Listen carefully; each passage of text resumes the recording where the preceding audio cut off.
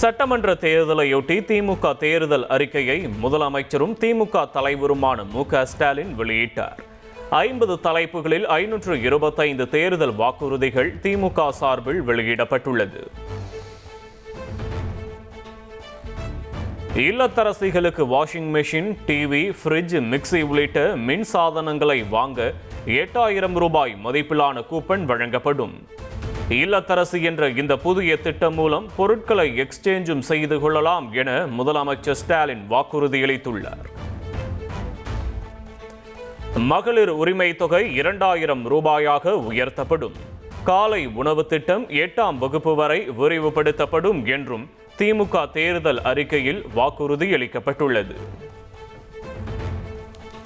அடுத்த 5 ஆண்டுகளில் தமிழ்நாட்டில் 10 லட்சம் புதிய வீடுகள் கட்டித்தரப்படும்.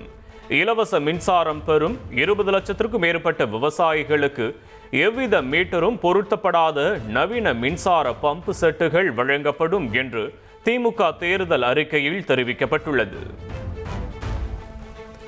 புதுமை பெண் தமிழ் புதல்வன் திட்ட உதவித்தொகை 1500 ரூபாயாக உயர்த்தப்படும். முதலமைச்சரின் மருத்துவ காப்பீட்டு திட்டத்தில் சேர்க்கப்படுவதற்கான ஆண்டு வருமான வரம்பு ரூபாய் 5 லட்சமாகவும் காப்பீட்டு தொகை ரூபாய் 10 லட்சமாகவும் உயர்த்தப்படும் என்று முதலமைச்சர் வாக்குறுதியளித்துள்ளார். நெல் கொள்முதல் விலை குவிண்டால் ஒன்றுக்கு 3500 ரூபாயாகவும், கரும்பு கொள்முதல் விலை டன் ஒன்றுக்கு 4500 ரூபாயாகவும் உயர்த்தி வழங்கப்படும்.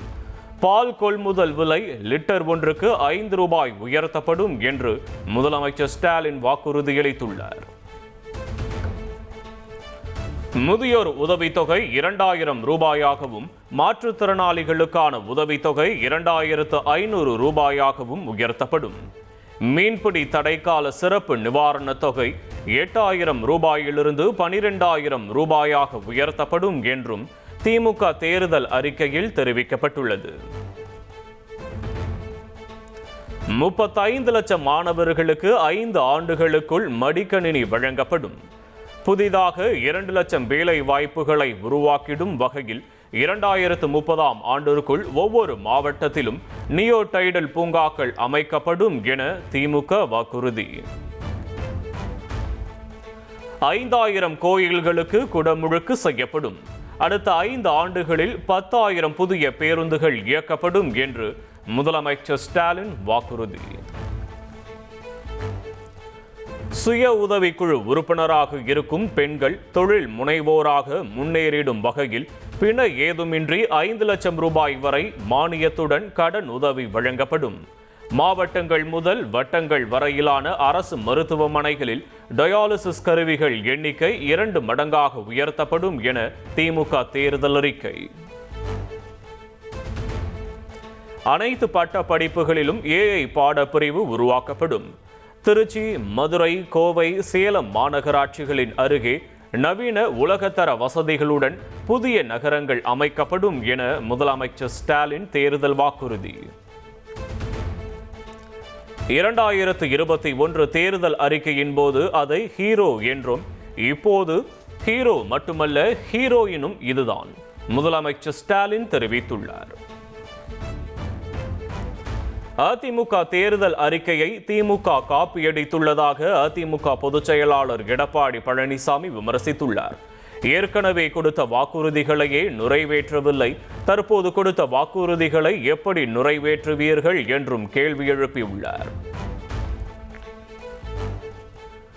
தமிழக சட்டமன்ற தேர்தலுக்கான வேட்புமனு தாக்கல் இன்று தொடங்குகிறது. 234 தொகுதிகளிலும் போட்டியிட விரும்பும் வேட்பாளர்கள் அந்தந்த தொகுதி தேர்தல் நடத்தும் அலுவலர்களிடம் தங்களது மனுக்களை தாக்கல் செய்கின்றனர். சென்னை கொளத்தூர் தொகுதியில் போட்டியிடும் முதலமைச்சர் மு.க.ஸ்டாலின் இன்று தனது வேட்புமனுவை தாக்கல் செய்கிறார். 2011 முதல் தொடர்ந்து 3 முறை கொளத்தூர் தொகுதியில் வெற்றி பெற்றுள்ள அவர் தற்போது 4வது முறையாக அதே தொகுதியில் போட்டியிடுகிறார். பெரம்பூர் தொகுதியில் தவேக தலைவர் விஜய் இன்று வேட்புமனு தாக்கல் செய்கிறார். ஏப்ரல் 2ஆம் தேதி திருச்சி கிழக்கு தொகுதியில் விஜய் வேட்புமனு தாக்கல் செய்ய உள்ளதாக தகவல் வெளியாகியுள்ளது. 234 தொகுதிகளிலும் நாம் தமிழர் கட்சி வேட்பாளர்கள் இன்று வேட்புமனு தாக்கல் செய்ய உள்ளனர். காரைக்குடியில் இன்று காலை 11 மணிக்கு சீமான் தனது வேட்புமனுவை தாக்கல் செய்கிறார். தமிழக சட்டமன்ற தேர்தலில் தவேகா சார்பில் போட்டியிடும் 234 வேட்பாளர்களை கட்சியின் தலைவர் விஜய் அறிமுகம் செய்து வைத்தார். தவேகா சார்பில் போட்டியிடுபவர்கள் வேட்பாளர்கள் அல்ல, மக்களின் காப்பாளர்கள் என்று விஜய் தெரிவித்துள்ளார். டி நகர் திரு என் ஆனந்த் கழக பொதுச் செயலாளர், மயிலாப்பூர் திரு பி வெங்கட்ரமணன் கழக பொருளாளர், வில்லிவாக்கம் திரு ஆதவ் அர்ஜுனா, கோபிச்செட்டிப்பாளையம் திரு கே ஏ செங்கோட்டையன் அவர்கள், Tiruchengode Thiru doctor K G Arunraj. Chennai Perambur மற்றும் திருச்சி கிழக்கு ஆகிய 2 சட்டமன்ற தொகுதிகளில் தவேகா தலைவர் விஜய் போட்டியிடுகிறார். தமிழகத்தில் 25 ஆண்டுகளுக்கு பின்னர் ஒரு தலைவர் 2 தொகுதிகளில் போட்டியிடுவதால் எதிர்பார்ப்பு அதிகரித்துள்ளது. பெரம்பூர்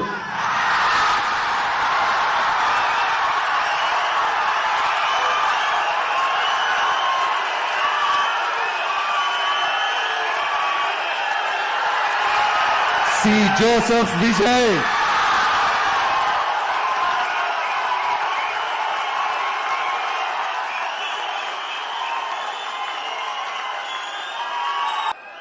திருச்சி கிழக்கு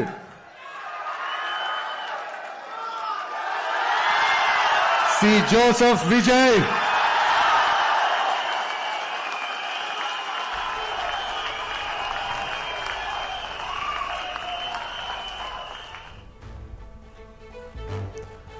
தவேகா பொதுச் செயலாளர் என் ஆனந்த் சென்னை தீநகர் தொகுதியில் போட்டியிடுகிறார். தவேகா தேர்தல் மேலாண்மை பொதுச் செயலாளர் ஆதவ் அர்ஜுனா வில்லிவாக்கத்திலும், பொருளாளர் வெங்கட்ராமன் மயிலாப்பூர் தொகுதியிலும் களம் காண்கின்றனர். கோபிச்செட்டிப்பாளையம் தொகுதியில் 8 முறை வெற்றி பெற்ற செங்கோட்டையன் தவேகா சார்பில் மீண்டும் அதே தொகுதியில் போட்டியிடுகிறார். தவேகா இணை பொதுச் செயலாளர் நிர்மல்குமார் திருப்பரங்குன்றம் தொகுதி வேட்பாளராக அறிவிக்கப்பட்டுள்ளார். அதிமுகவிலிருந்து விலகி தவேகாவில் ஐக்கியமான ஜேசிடி பிரபாகர் 1000 விளக்கு தொகுதியில் போட்டியிடுகிறார். குபா கிருஷ்ணன் லால்குடி தொகுதியிலும், முன்னாள் எம்பி சத்யபாமா திருப்பூர் வடக்கு தொகுதியிலும் களம் காண்கின்றனர். முதலமைச்சர் ஸ்டாலின் போட்டியிடும் கொளத்தூர் தொகுதியில் தவேகா சார்பில் VS பாபு களமிறக்கப்பட்டுள்ளார். துணை முதல்வர் உதயநிதி போட்டியிடும் சேப்பாக்கம் திருவல்லிக்கேணி தொகுதியில் செல்வம் தவேகா வேட்பாளராக அறிவிக்கப்பட்டுள்ளார்.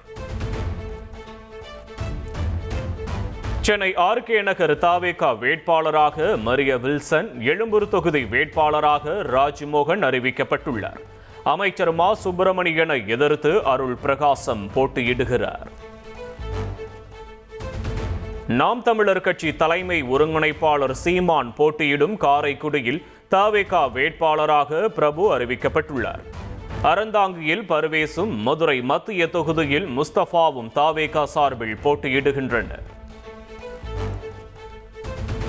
அமைச்சர் ரகுபதி போட்டியிடும் திருமயம் தொகுதியில் தவேகா சார்பில் சிந்துஜா வேட்பாளராக அறிவிக்கப்பட்டுள்ளார். முன்னாள் முதலமைச்சர் OPS போட்டியிடும் போடிநாயக்கனூரில் தவேகா சார்பில் பிரகாஷ் போட்டியிடுகிறார். கரூர் கூட்ட நெரிசல் வழக்கில் கைதான மதியழகன் அதே தொகுதியில் தவேகா வேட்பாளராக களமிறக்கப்பட்டுள்ளார். கோவை தெருக்கில் செந்தில்குமாரும் கவுண்டம்பாளையத்தில் கனிமொழியும் போட்டியிடுகின்றனர். விஜயின் உதவியாளர் ராஜேந்திரனின் மகன் சபரிநாதன் விருகம்பாக்கம் தொகுதியில் தவேகா வேட்பாளராக நிறுத்தப்பட்டுள்ளார். மேடையில் அழுத சபரிநாதனின் கண்ணீரை துடைத்து விஜய் அவரை தேற்றினார்.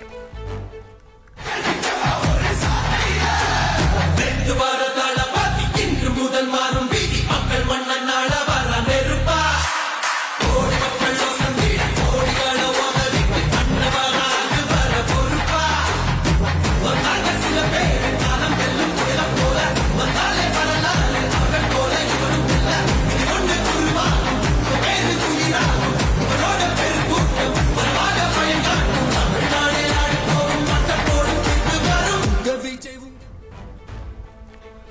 விஜயின் நண்பரும் நடிகருமான ஸ்ரீநாத் தூத்துக்குடி தாவேகா வேட்பாளராக அறிவிக்கப்பட்டுள்ளார். மாவட்ட செயலாளர் பதவி கேட்டு விஜயின் காரை மறித்து போராட்டத்தில் ஈடுபட்ட அஜிதாவுக்கு சீட் வழங்கப்படவில்லை. தமிழக சட்டமன்ற தேர்தலில் தாவேகா சார்பில் 23 பெண் வேட்பாளர்கள் களமிறக்கப்பட்டுள்ளனர்.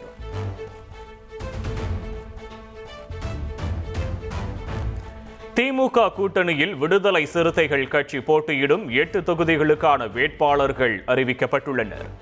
ஏற்கனவே சிதம்பரம் எம்பியாக உள்ள விசிக தலைவர் திருமாவளவன் காட்டுமன்னார் கோயில் தொகுதியில் போட்டியிடுகிறார்.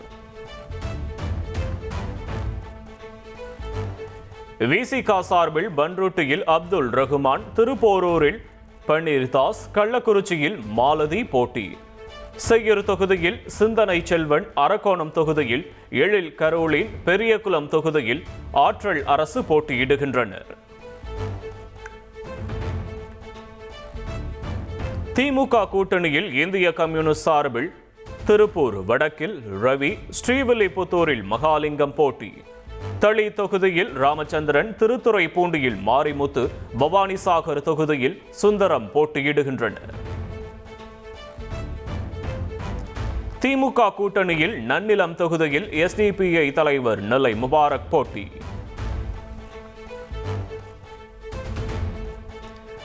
திமுக கூட்டணி கட்சி தலைவர்களுக்கு முதலமைச்சர் ஸ்டாலின் இன்று தேநீர் விருந்தளிக்கிறார். பிரச்சார பயணம், தேர்தல் குறித்து கூட்டணி கட்சி தலைவர்களுடன் முதல்வர் ஆலோசிக்க உள்ளார். சட்டமன்ற தேர்தலில் புதிய தமிழகம் கட்சி சார்பில் முதற்கட்டமாக 43 தொகுதிகளுக்கு வேட்பாளர்கள் அறிவிக்கப்பட்டுள்ளனர். ஓட்டப்பிடாரம் தொகுதியில் புதிய தமிழகம் கட்சி தலைவர் கிருஷ்ணசாமி போட்டியிடுகிறார். ஸ்ரீவில்லிபுத்தூர், நெல்லை ஆகிய தொகுதிகளில் கிருஷ்ணசாமியின் மகன் ஷியாம் கிருஷ்ணசாமி போட்டியிடுகிறார். காரைக்குடி புதுவயல் பகுதியில் பரப்புரை முடிந்து திரும்பிய சீமானின் வாகனத்தை தேர்தல் பறக்கும் படையினர் மறித்து சோதனை நடத்தினர். ஓட்டுக்கு காசு கொடுப்பவர்களை விட்டுவிட்டு தங்களை சோதிப்பதா என கூறி அதிகாரிகளிடம் சீமான் சரமாரி கேள்வி எழுப்பியதால் சலசலப்பு நிலவியது. ஓட்டுக்கு காசு கொடுக்காம உங்களால் தடுக்க முடியுதா?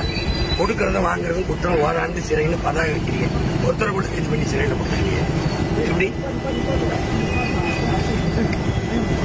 இதை காட்டு என்னைய மறிச்சு சோதிச்சு தண்டனை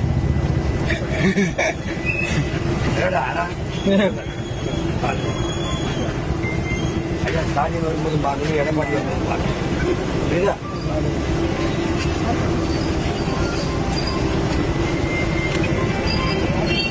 அவ்வளவு பண்ணலாம். ஒரு மூட்டை தூக்கி கொடுத்தவனே